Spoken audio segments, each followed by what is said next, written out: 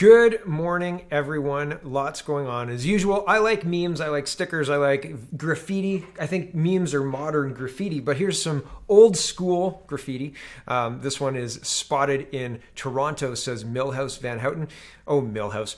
It's got wanted Dr. Eileen DeVilla for crimes against humanity. No good science, no good justification, skyrocketing suicide, overdose numbers off the charts, dangerous levels of depression and anxiety, abuse through roof, conflict with pharma. What the heck is this doctor doing? Rise up. And then there's a Telegram link, which is interesting. And then here's another one. There is no vaccine against tyranny, right? One is very specific. The other is kind of general, but very apropos, in my opinion.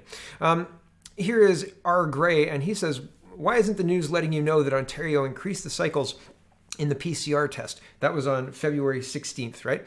Since then, we had a little fall and then back up, right? Just in Ontario, not in Quebec. Very interesting. It's very important to know the cycle count used. Also, Ontario schools are now forcing all family members to get tested if a student has a COVID symptom. This too will increase case counts. Okay, and this, look at the number of tests we're doing per day, 54,000. That's half of what the whole country did.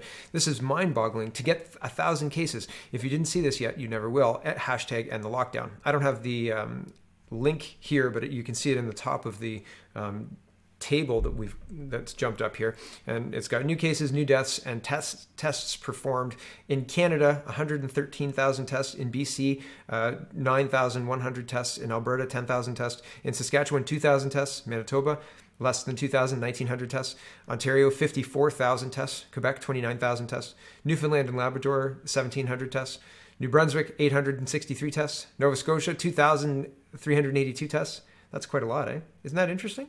Isn't that interesting what's going on in Nova Scotia right now? Aren't they finding cases? I follow a Nova Scotia publication, just news, just to see what's going on, keep my pulse, or keep my finger on the pulse. And they're talking about, 4 new cases, 5 new cases. Oh no, we're going to shut down restaurants in this area, and so on and so forth.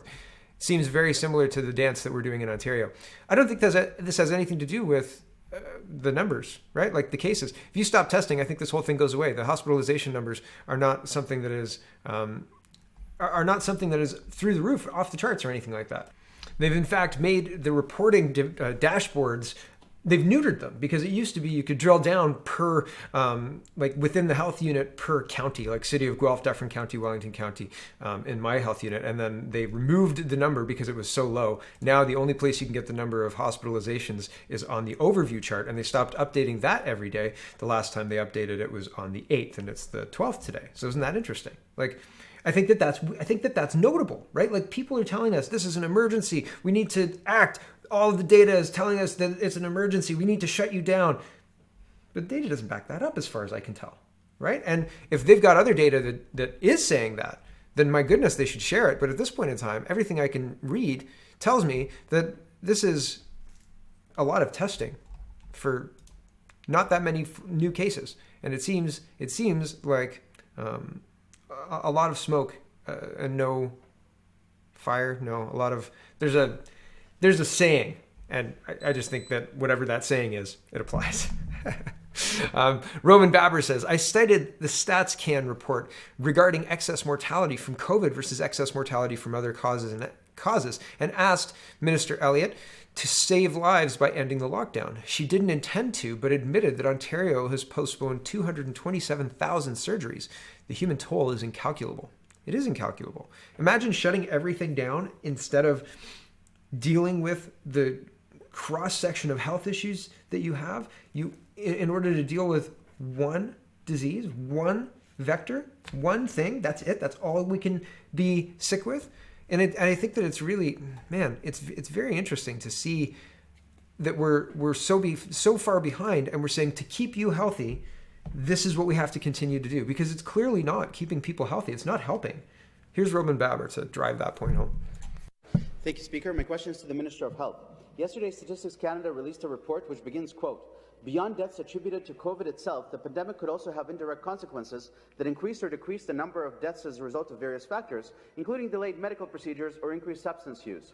And that more recently, quote, the number of excess deaths has been higher than the number of deaths due to COVID, and these deaths are affecting younger people, suggesting that other factors, including possible indirect impacts of the pandemic, are at play, close quote. The report concluded that as early as November, the number of excess deaths from COVID was on par with number of excess deaths not from COVID, difference of 44 Canada-wide.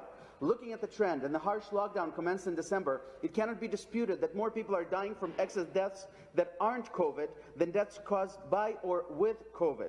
And these are especially young people. So now that it's clear that lockdowns are killing more people than COVID, I ask the Minister, will she please end the lockdown and actually start saving lives?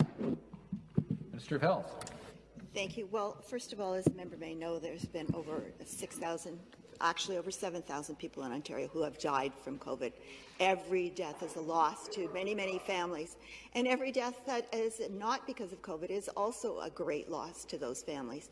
We are certainly aware that because of the steps that we've needed to take to make sure that we have hospital capacity for people coming into hospital with COVID, we've had to postpone many other surgeries and procedures and tests.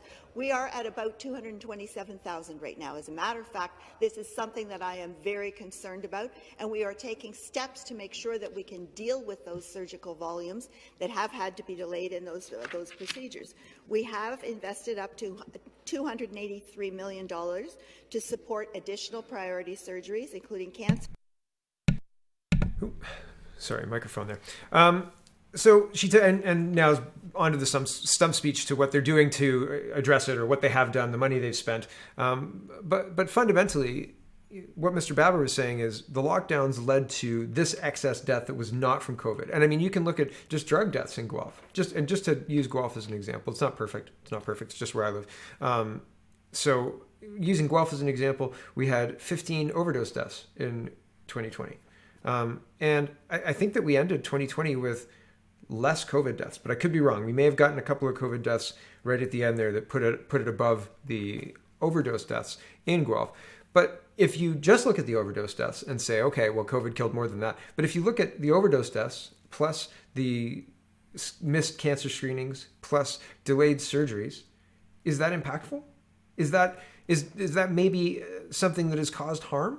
Is that a positive thing? Now, if you also include the closed businesses, the lost revenue of a year, the impact on children, the continued impact on children. Don't get me started on the continued impact of mandatory masks on children inside and out.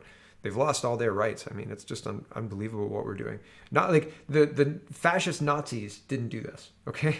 The evil that is masking our children. But you see what I'm trying to say here. Once you actually start looking at all of the tragedy that the bad policy at the federal and provincial and municipal level has wrought, it is undeniable that these bad policies should be ended as soon as possible. And yet, we've got ministers saying, don't you know we have 227,000 surgical backlog to deal with, and that's really important to me. I'm very concerned about it, but not as concerned about it as COVID, right? Clearly, because you're not focusing on it, right? Because you're focusing to the exclusion of everything else on COVID. It's very, very disturbing. Here's QP briefing. Nearly 1 million fewer cancer screenings tests performed during COVID-19 pandemic last year, Ontario health data. Do you think that that'll have an impact? Do you think that that's not going to result in increased misery? Do you not think that that's not going to result in years lost of life? And that's the measure of how bad something is, right? If you're 85 and you lose a year of life because of COVID, that's terrible. If you're 45 and you lose 40 years of life because of suicide, because of bad policies, that's worse, right? In my opinion. And I think that used to be a measure that people used to see if there was if it was worthwhile doing an intervention, right? Well, we've got to deal with the years lost, right? I said to my wife yesterday, they're going to lock us down again. I said when we started to open up slowly, instead of opening up like the states are opening up with the total removal of the mask mandate, we're playing the COVID game still. We're playing this COVID waltz, right? 2 steps forward, 4 steps back, 2 steps forward, 4 steps back. It's terrible. It's terrible, right? And 2 steps forward, no, 1.5 step forward and 4 steps back. Get back into your houses, you terrible, terrible humans, right? You're Canadian. You should be ashamed of yourselves. For some strange reason, right? How dare you build culture in the wilderness, in the cold, dark wilderness? How dare you, right? Use oil and gas. You're so racist. Like this is what the government is coming down on us for. And now they're going to use variants to do the 4 and 5 steps back. Cha-cha-cha. Okay? Coronavirus variant speed will force Ontario into third harsher lockdown, says CP24, Director of Province's COVID-19. Science Table says they've never been wrong. The Science Table has never been wrong. And don't you dare cross Dr. Fissman, because Dr. Fissman will then taunt you on Twitter endlessly. Right, very publicly. And then if you have the class to send him a private email saying, "Hey man, you're a doctor. You should probably stop with the fear mongering, especially in a pandemic, which is what we are in. And you should maybe understand that during a pandemic, you don't try and sow fear. You don't try and make people more fearful. You say, don't worry about this. We've got everything under control." That's how you manage public, right? Like that's how you manage the public, or that's how you used to manage the public. Now you manage their fear, right? Yes. How fearful could you be, right? There's a Yoda joke in there somewhere, but I'm not going to make it. Okay. Ed Tub? Yeah, it's probably Tub. Says, the Ontario Science Table has released an excellent variant of concern dashboard. They're going to lock us down again. It estimates Ontario is averaging 451 variant cases daily, or 42% of total infections. The key figure is the R value, 1.24 for the new variants, 0.9 for the old. So under 1 for the old and above 1 for the new. For context, the R value is comparable to the rapid growth Ontario reported in the immediate post-holiday period. Okay. I said to my wife before, they're going to lock us down again. I said on my show when we started to open up, and then I went on a little diatribe there, but when we started to open up in March slowly, they're going to use the March break and try and just, welcome to summer, right? Like that's it. School's done because we can't come back because scary.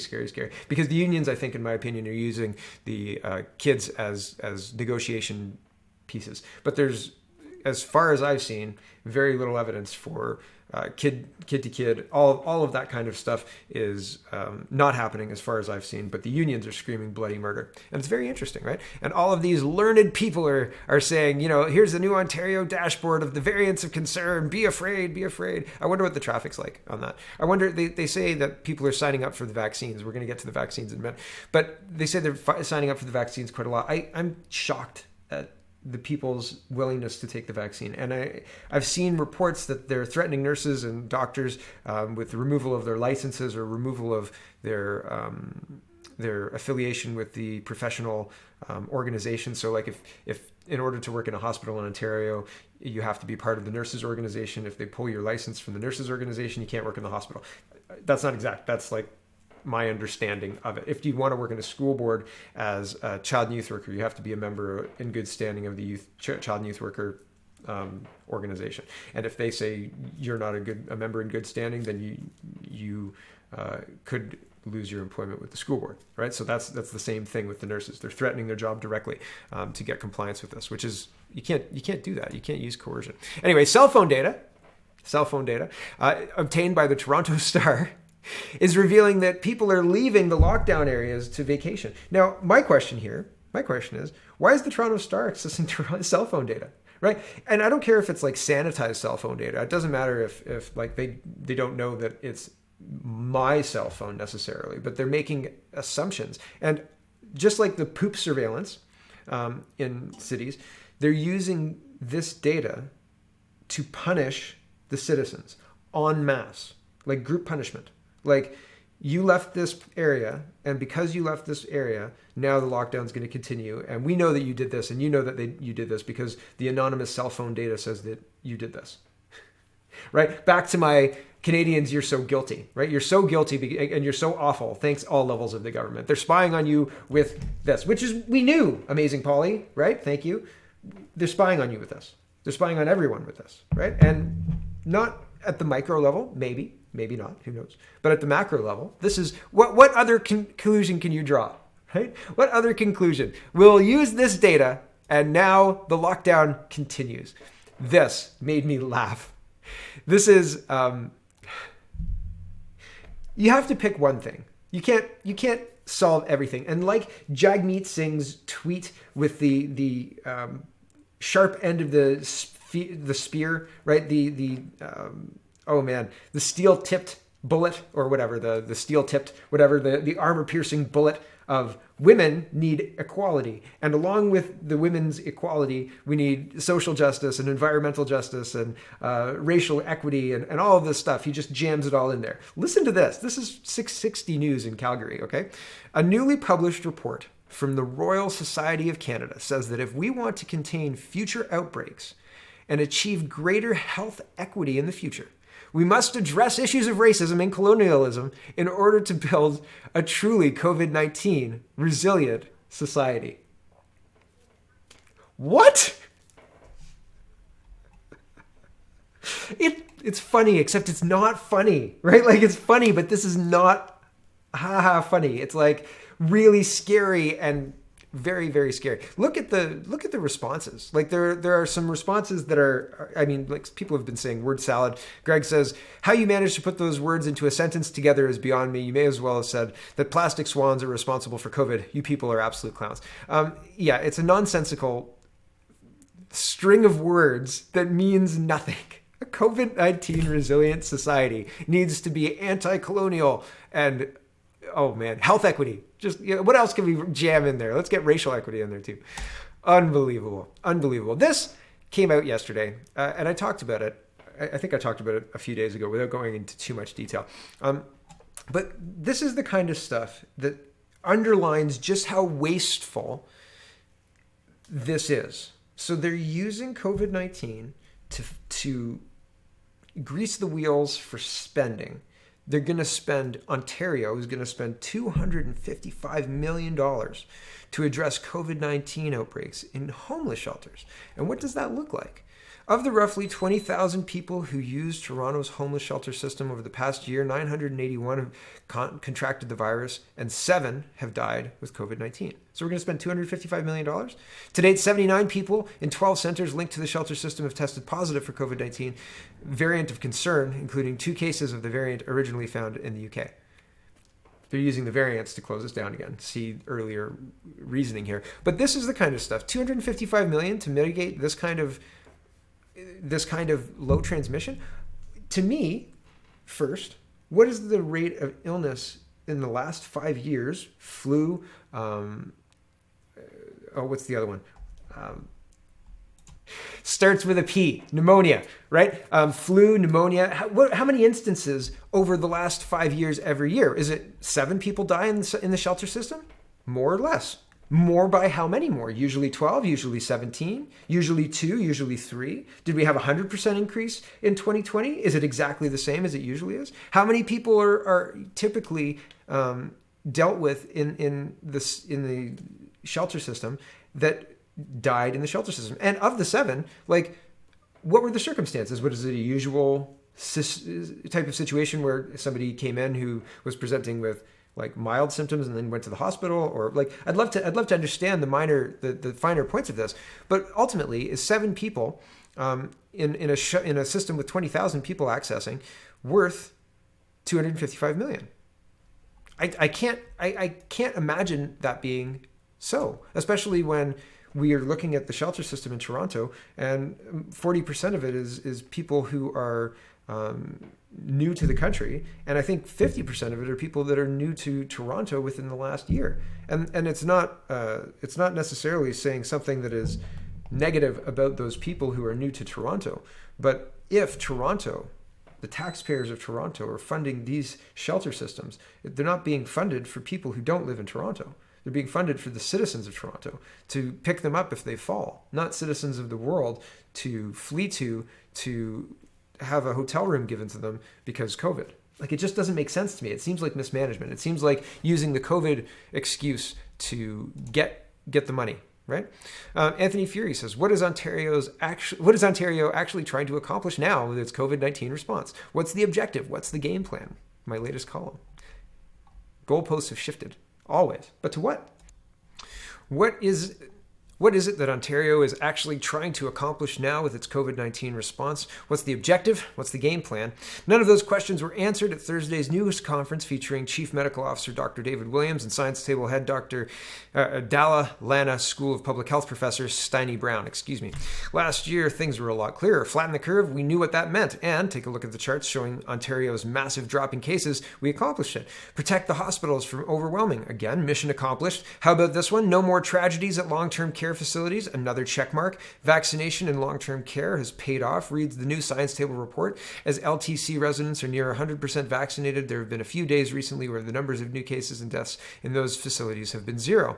So that's the new plan. So what's the new plan, guys? One can be cynical and ask where the goalposts have been moved to this time, or one can be genuine and ask to be given a new mission statement to line up behind. But whatever the question, no answer was offered. While Brown first reported on the good news, his tone turned more somber when he pointed out multiple times that, quote, progress has stalled. Yes, it's certainly true. Ontario's daily cases have rapidly declined for weeks, but now are stuck hovering around the 1,000 to 2,000 zone.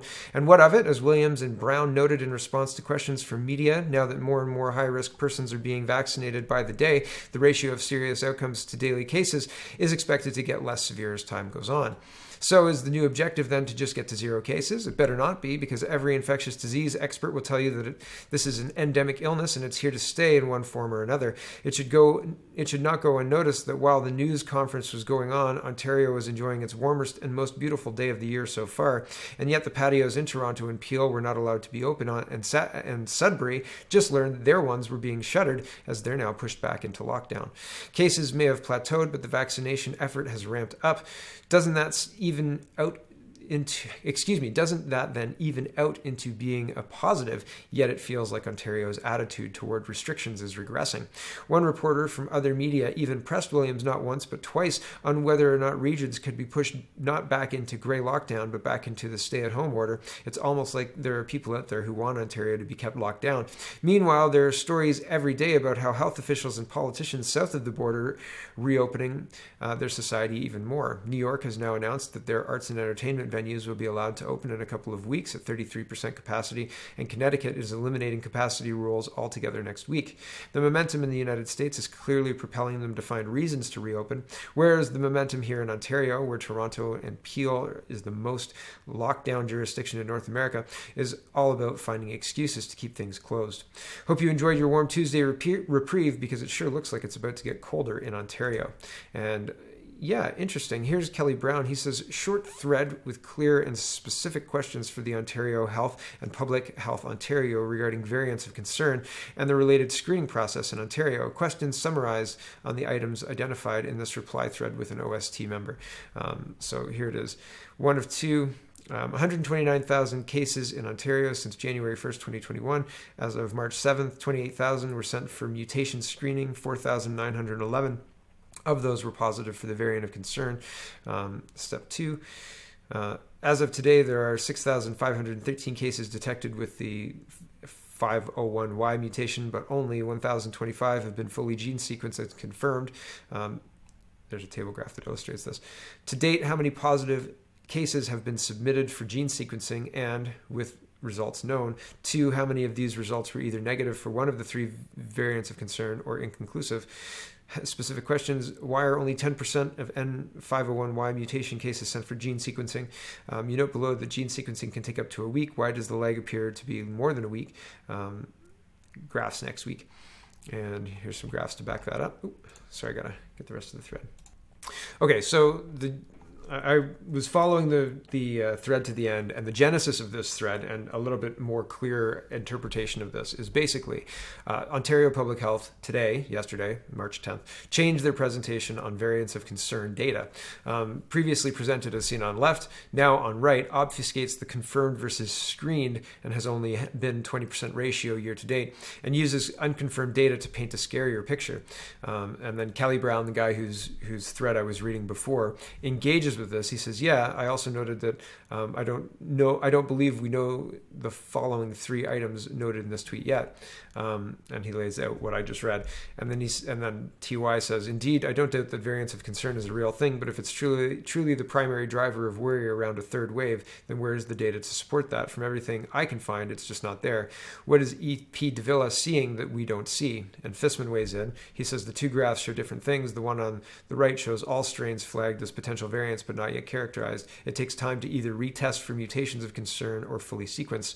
And Fissman says that's a challenge with variants of concern. That's why it makes more sense to use rapid signals for surveillance, less lag. At this point in Ontario is basically the SGTF, he says, is B117. So the main disease is B117. But I think I saw 47%, but regardless. So they're getting into this. Kelly Brown says, we don't know the number of initial N501Y positives sent for further processing, and the number sequenced, and not one of the variants of concern is sequence inconclusive. And Fissman responds, a frustration for us too. And Kelly Brown says, surely since we have X number of variants of concern returned as confirmed, then surely the number of N501Ys sent for further WSGs is also readily known number, a sort of percent positive confirmed of those sequences number. Is that not most relevant? And Fissman does not respond. Nobody is surprised. Oh well. Moving forward, Sudbury. So sorry, that took a little longer than I anticipated. But basically, this goes to not fudging the numbers, but changing what things look like in order to well, I mean, you draw your conclusions what they're trying to do with this graph, right? With the changing of the summaries like this. Like, you draw your conclusions. I just want to point it out. It's the same style of thing that they did with the hospitalization numbers in Guelph, right? Giving you less information and saying, just trust us. Just trust us. We have to lock you down. Here's Ryan O'Connor, and he's responding to Laura Stone. Ontario is activating the emergency brake in Sudbury region and moving to the grey lockdown on Friday from March 3rd to 9th. The region's case increased by 54.1% to 75.9 cases per 100,000 people. Oh no. And if you look in, there was one thread that I highlighted, and it tells how many people are in hospital. I think there's like 1 person in hospital in Sudbury right now. And the people are not very happy about this. But anyway, here's another response to Laura Stone. Dan Kelly says, 1 year into the pandemic and locking down more small businesses appears to remain the only measure the Ontario government considers. Where's the rapid testing, contact tracing? Small businesses have done more than their share in the battle against COVID-19. There's no capacity. Here's the secret. They didn't have the capacity to manage the number of contacts in even one restaurant. Let's just say one restaurant. Let's say one restaurant for a week, like a big restaurant, like say a Toronto restaurant or something like that. Like some busy restaurant turns $3,000 an hour type deal. Busy, right? Lots of people through. They didn't have the capacity to contact trace that one place. Never mind all of the places in Toronto. Never mind all of the places in Ontario. You get it? So there's no contact tracing going to happen in small businesses because they don't have the capacity to do it. It's not possible. But that doesn't mean they have the right to lock down Sudbury when there is absolutely no call for this other than their say-so. The cases went from 51 to 79 cases per 100,000 people. It's incredible. It's incredible what they're getting away with, and people seem to be just fine with allowing it to happen. I think that if we don't have some kind of legal response to the school closure or people putting the kids into online school, they're going to use it as precedent. If you just start doing something in a union, like say you have a union contract and then the employer starts, say you have a union contract that says you don't work weekends, and then your employer starts scheduling you for Saturdays, and they just convince you it's just because we really love you, you're the best employee we've ever seen, we just need you to be here on some Saturdays, and they start scheduling you for a Saturday a month. They do that for a couple of months, and then they start doing every Saturday. And you say, hold on a second, like I signed a contract that said I don't have to work weekends. And they say, yeah, but you started working weekends. Now past practice says we can actually do that. We're going to schedule you on Saturdays because you allowed us to do it that one time, that couple of months. Now we're just going to keep doing it. Past practice, legal framework, right? And then good luck. Now you've got, and the union can fight you, right? And there could be a whole legal fight, and the employer might back down and blah, blah, blah, blah, blah. Because, we've got a contract here, and the employer might say, yeah, but. And that happens more with like money. right? More with money than scheduling. People would fight a little bit hard for scheduling, and the employer would make a concession. But kids don't have that power. And the government is doing this without any kind of studies. Online schooling for kids in kindergarten, they're demanding this. They're saying you do not have the right to education in the traditional form. And we don't have any idea how this is going to impact. We don't have any idea how well this works compared to in-class schooling. We don't have any idea the long-term impacts of this for your kids. We don't have any idea the short-term impacts of this for your kids. But we're going to do it anyway for your safety. Do you understand? I feel like there's there should be a legal challenge of some kind about putting kids in online learning. Anyway, this is Kristen Rushui. Oh man, sorry, Kristen. She says schools in Sudbury, Espanola, and Manitoulin closed as of Monday, March 15th. All schools in Rainbow School will learn remotely until further notice. The board says school board-based childcare to continue, but no before after-school programs. We need an emergency injunction saying there is absolutely no evidence that this is healthy for children or that this is needed. This is unbelievable. Unbelievable. The poor kids. Honestly. Okay, Kelly Brown, another one from Kelly Brown. He says the Ontario Chief Medical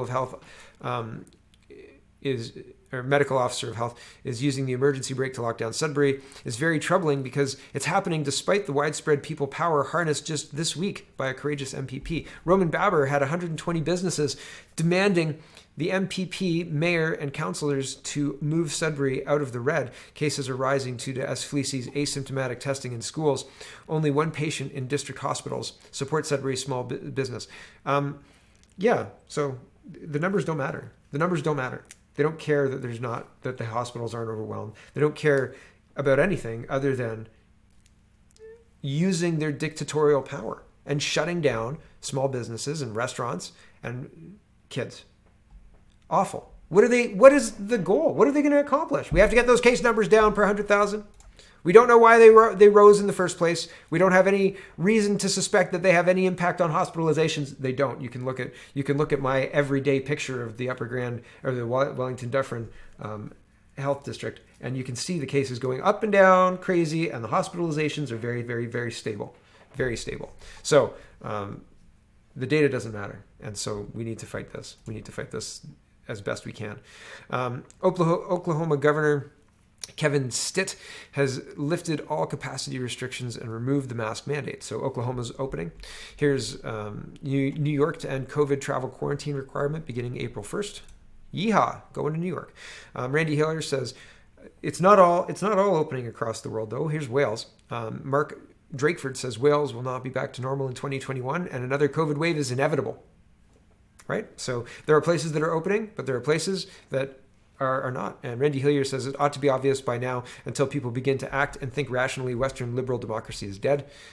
Yes, you will do what Doug Ford tells you to do if you live in Ontario, and there is absolutely nothing you can do about that. This interested me. 2009, Pfizer paid $2.3 billion in the largest fine for healthcare fraud in history.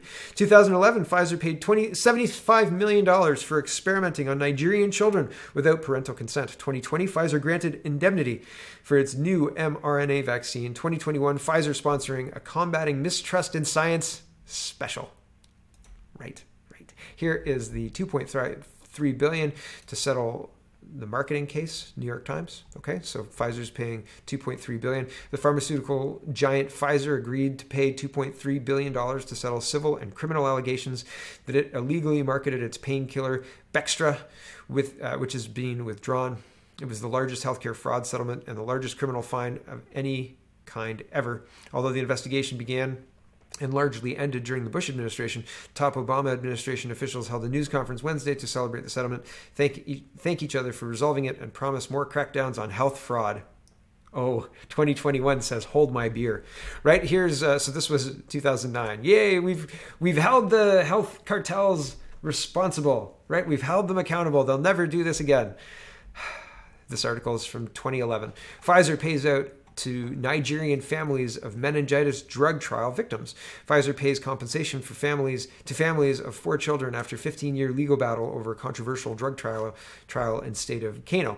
And basically what happened is there was an effective and cheap remedy available for kids, but they were given an experimental remedy and told that the experimental remedy was the only available remedy, despite the fact that other kids in the same hospital were given the safe one, and like the tested one. And these kids, as far as I know, were given the experimental one, and had a poor outcome.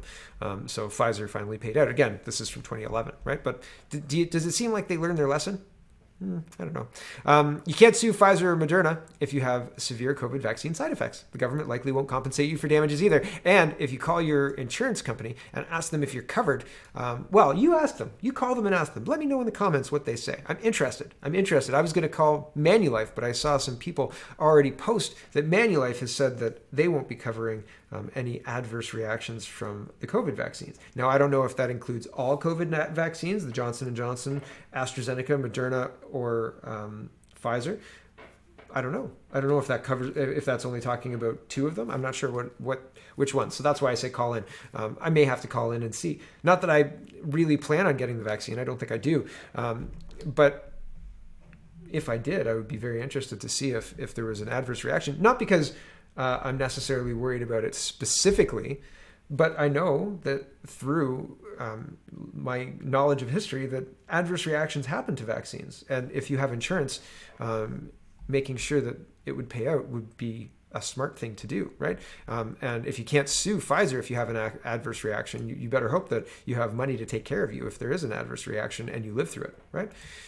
Just smart thinking. Now this is a different vaccine, but there was a vaccine created by GlaxoSmithKline in 2009 for the H1N1 influenza, and it gave narcolepsy to people. And very interestingly, there was, so here, I'll read this.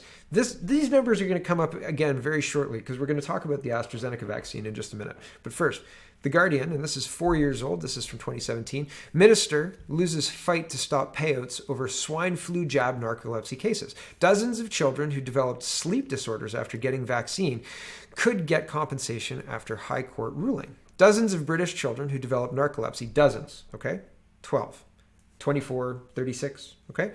Dozens of British children who developed narcolepsy as a result of a swine flu vaccine could be compensated after the High Court rejected a government appeal to withhold payments. 6 million people, 6 million, okay? People in Britain and more across Europe were given the Pandemrix vaccine made by GlaxoSmithKline during the 2009-2010 swine flu pandemic. But the jab was withdrawn after doctors noticed a sharp increase in narcolepsy among those who received it. The sleep disorder is permanent and can cause people to fall asleep dozens of times a day. Some narcoleptics have night terrors and a muscular condition called cataplexy that can lead them to collapse on the spot. In 2015, a 12-year-old boy known as John for the proceedings was awarded $120,000 by a court that ruled he had been left severely disabled by narcolepsy caused by the vaccine. He was 7 when he had the jab and developed symptoms within months. The ruling paves the way for more than 60 other people to claim compensation. 60 people, 6 million people were given the jab, okay? Dozens, so 60-ish, okay? AstraZeneca, let's talk about that. We'll come back to this, I promise. Okay, here we go. Nothing to see here, just more misinformation by conspiracy theorists in Denmark, Norway, Iceland, and Austria. You just can't trust those 4 countries more than Big Pharma. Hashtag sarcasm. So Reuters is reporting, and it's the same article that's been put in to the National Post as well. So there's via Reuters. Okay, so you can see that. But anyways, I'll read the National Post version. It doesn't really matter. I just highlighted the National Post version. Denmark, Norway, and Iceland suspend AstraZeneca COVID shots after blood clot reports. Health authorities in Denmark, Norway, and Iceland on Thursday suspended the use of AstraZeneca's COVID-19 vaccine shots following reports of the formation of blood clots in some people who had been vaccinated. Austria earlier stopped using a batch of AstraZeneca shots while investigating a death from a coagulation disorder and an illness from a pulmonary embolism. I scroll down a little bit. Denmark suspended the shots for 2 weeks after a 60-year-old woman who was given an AstraZeneca shot from the same batch used in Austria formed a blood clot and died. Danish health authorities said their response was also prompted by reports of possible serious side effects from other European countries. So there's multiple countries that have stopped using AstraZeneca. They're saying, and here's CP24, and CP24 says, no evidence Oxford AstraZeneca vaccine is behind blood clots, Canadian experts say. Whew. Thank goodness for that, eh? Dodge that bullet. CTV News is reporting Tam Haydu confident in Oxford AstraZeneca vaccine despite European concerns. Okay, why are they confident? It's not unbelievable. If you've been paying attention, if you've been watching the show, what I'm about to show you, you'll go, okay, yep, sounds about right. I think people will just accept this. I think people will just go, oh yeah, those people in Denmark are, they're very, very careful. Us Canadians, we know better. Give me the jab. Let's go. What? Okay, Tam, hey you. Confident in Oxford AstraZeneca vaccine despite European concerns. Canada's top doctor and federal health ministers say they see no reason to halt the use of Oxford AstraZeneca vaccine in Canada, as other countries have done, citing blood clots following inoculations. Speaking to Evan Solomon, host of CTV News channel Powerplay on Thursday, Chief Public Health Officer Dr. Theresa Tam said that because Canada hasn't been supplied with the same batch of AstraZeneca vaccines as several European countries who have suspended its use, there's no need to follow suit. Quote, at this moment in time, it's just a matter of ... sharing information from the European countries and regulators, but for now we're carrying on because we don't have that batch of vaccines, she said. Health authorities in Denmark, which halted AstraZeneca vaccine Thursday after an undisclosed number of blood clots were reported and one patient died, said they stopped using the vaccine to be extra cautious, not because there was an expected connection. The European Medicines Agency is probing the issue itself and says 30 blood clots in more than 5 million patients who received the vaccine is not out of step with the normal rate of blood clots in the general population. Okay, now we're going back to that Guardian article. What were the numbers again? 60 people, 6 million doses. 5 million doses, 30 blood clots.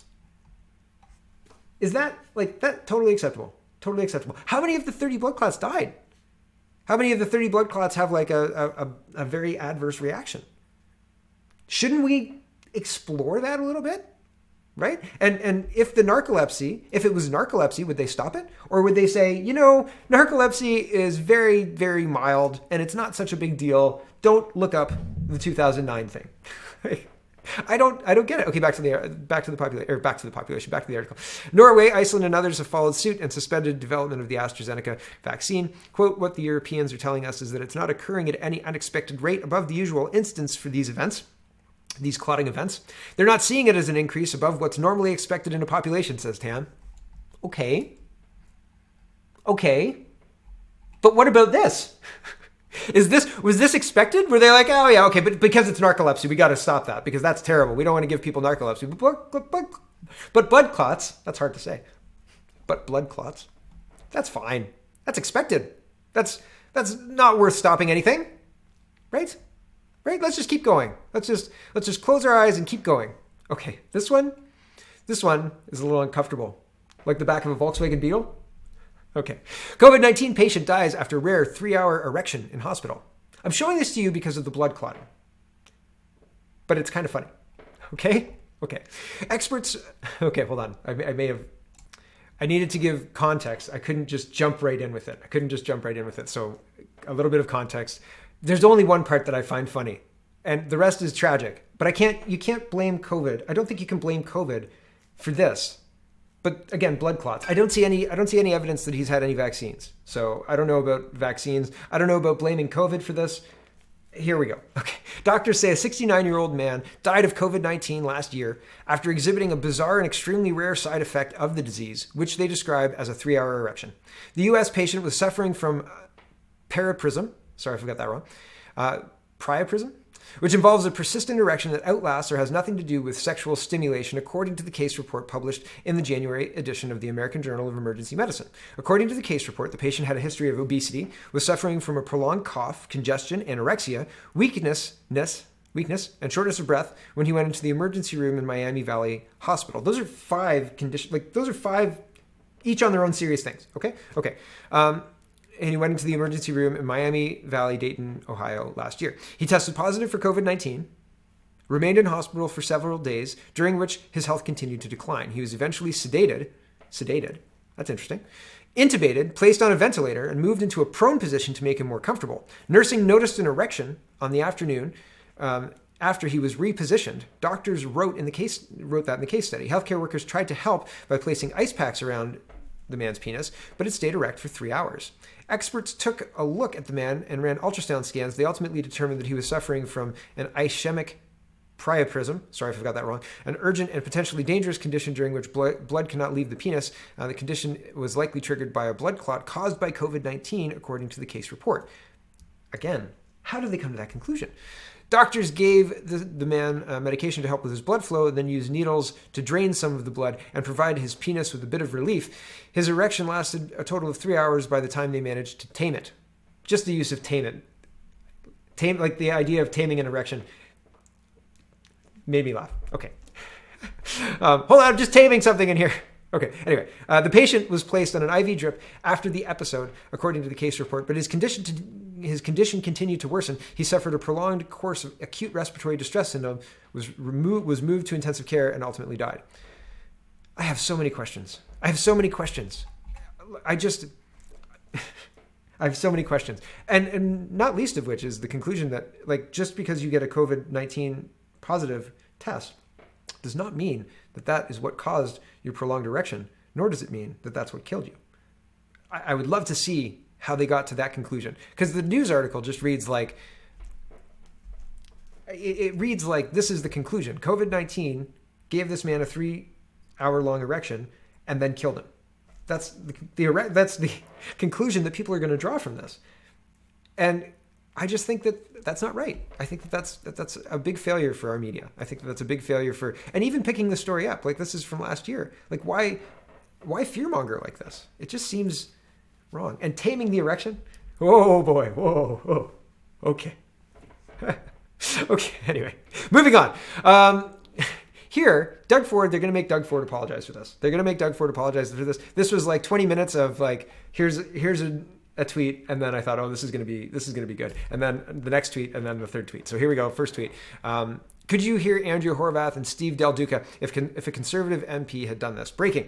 Premier Doug Ford accuses Indigenous NDP MPP of vaccine queue jumping. The member flew in to get his vaccine, kind of jumping the line. I talked to a few chiefs that were pretty upset about that, flying into the community that he doesn't belong.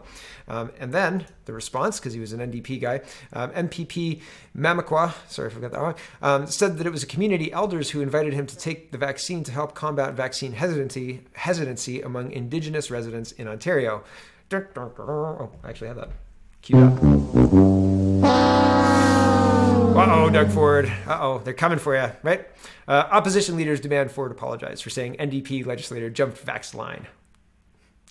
Now would also be an appropriate time for the Price is Right fail horn. Okay, but there you go. They're going to make him apologize. He's going to apologize too. I'm sorry, I wasn't aware. Well, mea culpa, mea culpa.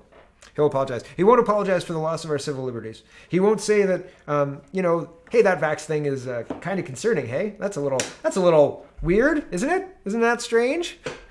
He's not going to say anything about that, but he'll apologize to the fellow MP for saying what he said. Bill C7, it passed. I didn't think it would. The NDP said they weren't going to vote. They were going to vote no on the changes. It passed. It passed handily as well. So here we go. Rob Moore says the vote on Bill C7, which is changes to, well, you'll hear a long speech about this, but the short version is they made changes to the assisted dying to open it up to people who have been diagnosed with mental health issues in the past. Okay. The vote on Bill C7 expected in the House of Commons today has been bogged down in debate since returning from the Senate. With substantive amendments bogged down, we've had half a day of debate and no committee meetings on it, says Rob Moore. And Rob Moore is an MP for Fundy Royal. He's a Conservative shadow minister for Justice and Attorney General. And he says, I'm glad to see the NDP recognize the need for far more thorough review by members of Parliament on the impacts of expanding MAID to those with mental illness. The government should not have put this in at the last moment. I hope Liberal MPs speak out too. The Liberals have moved closer to shut down debate on the motion to expand MAID to those with mental illness. Contrary to the talking points, MPs have only had half a day to debate this bill and no time at committee. I urge MPs to oppose this last-minute expansion. They didn't.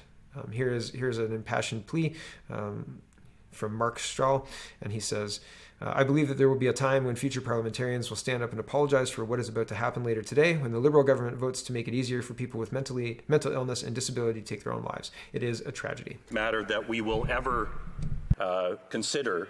It certainly is the most serious matter that we will consider in my 10 years, almost 10 years as an elected official. To have a government and unelected senators, I agree with that member, say to people in our lives, many of whom we have struggled to keep them alive, to keep them from making the wrong choice of taking their own life, to say, if you want to take your own life, now there's a system in place for it. Instead of standing up and increasing supports for people with mental health, instead of increasing supports for people with disabilities and different abilities, they're saying, I know you're not at the end of your life. There's no prospect of you dying, but now there is, because the unelected Senate has taken away the protections for people who have mental illness in this country, and for the government to rush that through and to accept those terrible amendments is an affront to this democratically elected place, and they truly should be ashamed of themselves. And for what this will do, we're going to have a time, Mr. Speaker, where future parliamentarians stand up and apologize for what is about to happen later today, where we vote in favor, we won't be, but when this government votes to make it easy for mentally ill and disabled people to take their own lives, it is a tragedy, Mr. Speaker. A tragedy, yeah, and well said. I don't know how much I can add to that. It's incredible what's going on, right? Senator Denise Batters says, note to all MPs, federal government sunset clause amendment allowing assisted suicide for mental illness makes it crystal clear that the 2-year period and the expert panel is not to determine whether to allow it, only how to do it. MPs must vote no to C7 Senate amendment, and NDP to vote against changes to bill on medical assisted dying, Singh says. However, a revised version of Bill C7 is passed by a vote of 180 to 149. Not good. Not good. Things are changing rapidly in our country. Aaron O'Toole is trying to manage a caucus that is growing increasingly wary of him. The caucus meeting comes after reports of low morale among Conservative MPs, some of whom believe they're in danger of losing their seats, and that would mainly be the Western MPs. PPC and Mavericks are on their tails. Interesting. O'Toole tells restless Conservative caucus their upcoming convention can be a turning point. O'Toole hasn't spoken out about anything of import. He's just been driving the liberal talking points, basically. But here we go. Facing an increasingly restless caucus, Conservative leader Aaron O'Toole made the case that to his MPs on Wednesday that the party's upcoming convention is a chance to unite and be a positive turning point for their election fortunes, sources told the National Post. But with some of his MPs still deeply frustrated over the direction the party under O'Toole's leadership, he has his work cut out for him. The caucus meeting comes after a steady drumbeat of stories in multiple media outlets over the past 2 weeks about low morale among Conservative MPs, some of whom believe they're in danger of losing their seats. In his opening remarks, O'Toole urged MPs to quit airing their frustrations in the media, sources told the Post. To allow them to discuss internal caucus matters, the Post agreed to keep their names confidential. O'Toole also argued that the pandemic means life is difficult for all opposition parties right now, as the dynamics favor incumbent governments. Yeah, we saw that from the 2020 presidential election. Most MPs took part in the caucus meeting virtually, making it difficult to describe the overall atmosphere. But one MP told the Post that there was a frank airing of grievances, including from some MPs in Western Canada who felt that they've been unfairly blamed by O'Toole's team for holding the party back in Ontario and Quebec. The Post has reported that some MPs are alarmed that the party's persistently weak polling numbers under O'Toole so far and feel the party has been drifting without a clear message during the pandemic. Furthermore, O'Toole's abrupt shift towards the centre and after running as a right-wing true blue leadership candidate has alienated some of his supporters.